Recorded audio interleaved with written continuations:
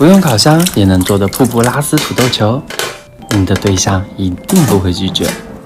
蒸好的土豆撕去外皮，一定要加点淀粉哦，这样土豆才不容易散。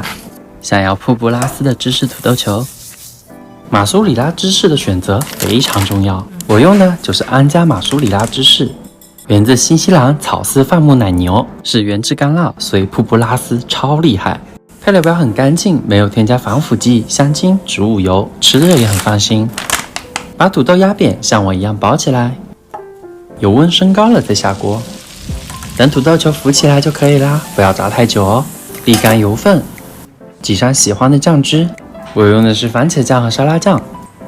完成是不是很简单？给你们看看这瀑布拉丝，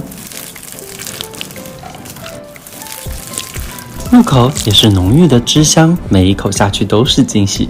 安佳马苏里拉芝士果真有料，蒸芝士美食还不是轻松拿下？快做给你爱的人吃吧！